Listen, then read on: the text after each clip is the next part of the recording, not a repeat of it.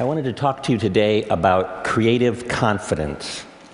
I'm going to start way back in the 3rd grade at Oakdale School in Barberton, Ohio. I remember one day my best friend Brian was working on a project. He was making a horse out of the clay that our teacher kept under the sink. And at one point, one of the girls that was sitting at his table, seeing what he was doing, leaned over and said to him, "That's terrible. That doesn't look anything like a horse." Right? And Brian's shoulders sank, and he wadded up the clay horse and he threw it back in the bin. I kind of never saw Brian do a project like that ever again. And I wonder how often that happens, you know? It seems like when I tell that story of Brian to my class, you see, a lot of them want to come up after class and tell me about their similar experience, how a teacher shut them down or how a student was particularly cruel to them. And they some kind of opt out of thinking of themselves as creative at that point, right? And I see that opting out that happens in childhood, and it moves in and becomes more ingrained even by the time you get to adult life. So we see a lot of this. You know, when we have a workshop or we have clients in to work with us side by side, eventually we get to the point in the process it's kind of fuzzy or unconventional. And eventually these big shot executives whip out their BlackBerries and they say they have to make really important phone calls and they head for the exits. And they're just so uncomfortable. When we track them down and ask them what's going on, they say something like, "I'm just not the creative type." But we know that's not true. If they stick with the process, if they stick with it, they end up doing amazing things. And they surprise themselves just how innovative they and their teams really are. So I've been looking at this kind of fear of judgment that we have, you know, that you don't do things, you're afraid you're going to be judged. If you don't, you know, say the right creative thing, you're going to be judged. And I had a major breakthrough when I met the psychologist Albert Bandura. I don't know if you know Albert Bandura, but if you go to Wikipedia, it says that he's the 4th most important psychologist in history. You know, like Freud, Skinner, somebody in Bandura. Bandura is 86 and he still works at Stanford. He's just a lovely guy.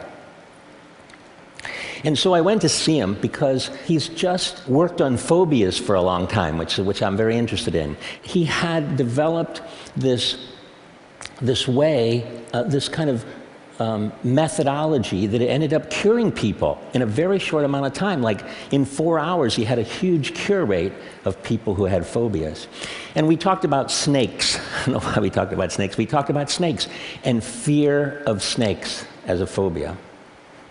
And it was really enjoyable, really interesting. He told me that he'd invite the test subject in, and he'd say, "You know, there's a snake in the next room, and we're going to go in there." And to which he reported that most of them replied, "Hell no, I'm not going in there." Certainly if there's a snake in there. But Bandura has a kind of a step-by-step process that was super successful. So he'd take people to this like 2-way mirror looking into the room where the snake was, and he'd get them comfortable with that. And then through a series of steps, he'd move them, and they'd be standing in the doorway with the door open, and they'd be looking in there, and he'd get them comfortable with that. And then many more steps later, kind of baby steps, they'd be in the room, they'd have like a leather glove, like a welder's glove on, and they'd eventually touch the snake. And when they touched the snake, everything was fine. They were cured. In fact, everything was better than fine. These people who had lifelong fears of snakes were saying things like, "Look how beautiful that snake is." And they were holding it in their laps, right? Bandura calls this process guided mastery. I love that term, guided mastery, right? And something else happened. These people who went through the process and touched the snake ended up having less anxiety about other things in their lives, right? They tried harder, they persevered longer, and they were more resilient in the face of failure, right? They just gained a new confidence. And Bandura calls that confidence self-efficacy, right? The sense that you can change the world and that you can attain what you set out to do. Well, meeting Bandura was really cathartic for me because I realized that this, famous scientist had documented and scientifically validated something that we've seen happen over, for the last 30 years, that we could take people who had the fear that they weren't creative, and we could take them through a series of steps, kind of like a series of small successes, and they turned kind of fear into familiarity. And they surprised themselves. The transformation is amazing. We see at the D School now all the time. People from all different kinds of disciplines, they think of themselves as only analytical. And they come in, and they go through the process, our process, they build confidence, and now they think of themselves differently. And they're totally emotionally excited about the fact that they walk around thinking of themselves as a creative person.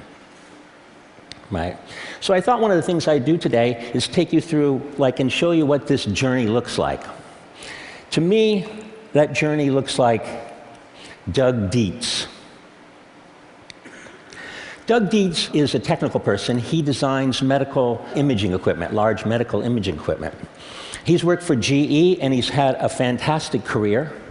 But at one point, he had a moment of crisis. He was in the hospital looking at one of his MRI machines in use when he saw a young family and his little girl.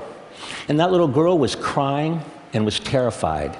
And Doug was really disappointed to learn that nearly 80% of the pediatric patients in this hospital had to be sedated in order to deal with this MRI machine. Right? And this was really disappointing to Doug because before this time, he was proud of what he did. He was saving lives with this machine. But it really hurt him to see the fear that this machine caused in kids. About that time, he was at the D School at Stanford taking classes. He was learning about our process, about design thinking, about empathy, about iterative prototyping. And he would take this new knowledge and do something quite extraordinary. He would redesign the entire experience of being scanned. And this is what he came up with. He turned it into an adventure for the kids. He painted the walls and he painted the machine, and he got the operators retrained by people who know kids, like, children's museum people. And now, so when the kid comes, it's an experience. And they talk to him about the noise and the movement of the ship. And when they come, they say, okay, you're going to go into the pirate ship, but be very still because we don't want the pirates to find you. Right? And the results were super dramatic. Right? So from something like 80% of the kids needing to be sedated to something like 10% of the kids needing to be sedated. And the hospital and GE were happy too because you didn't have to call the anesthesiologist all the time, they could put more kids through the machine in a day. So the quantitative results were great. But Doug's results that he cared about were much more qualitative. He was with one of the mothers waiting for her child to come out of the scan, and when the little girl came out of her scan, she ran up to her mother and said, "Mommy, can we come back tomorrow?" Right? And so I've heard Doug tell the story many times of his personal transformation and the breakthrough design that happened from it. But I've never really seen him tell the story of the little girl without a tear in his eye. Doug's story takes place in a hospital. I know a thing or two about hospitals. A few years ago, I felt a lump on the side of my neck. And it was my turn in the MRI machine. It was cancer. It was the bad kind. I was told I had like a 40% chance of survival. So while you're sitting around with the other patients in your pajamas and everybody's pale and thin, and you're waiting for your turn to get the gamma rays, you think of a lot of things. Mostly you think about, am I going to survive? And I thought a lot about what was my daughter's life going to be like without me. But think about other things. I thought a lot about what was I put on earth to do? What was my calling? What should I do? Right?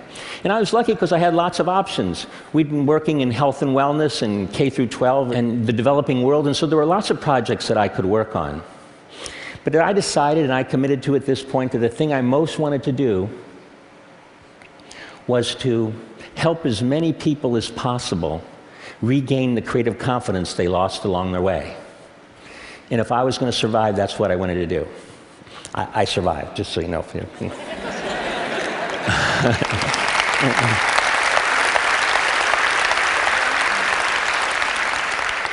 I really believe that when people gain this confidence, and we see it all the time at the D School and at IDEO, that they actually start working on the things that are really important in their lives. We see people quit what they're doing and go in new directions. We see them come up with more interesting and more ideas so that they can choose from better ideas. And they just make better decisions. So I know at TED you're supposed to have a change the world kind of thing, isn't that? Everybody has a change the world thing. If there is one for me, this is it, to help this happen. So I hope you'll join me on my quest. You as kind of thought leaders, it would be really great if you didn't let people divide the world into the creatives and the non-creatives like it's some God-given thing. And to have people realize that they're naturally creative, and that those natural people should let their ideas fly. That they should achieve what Bandura calls self-efficacy, that you can do what you set out to do, and that you can reach a place of creative confidence and touch the snake. Thank you.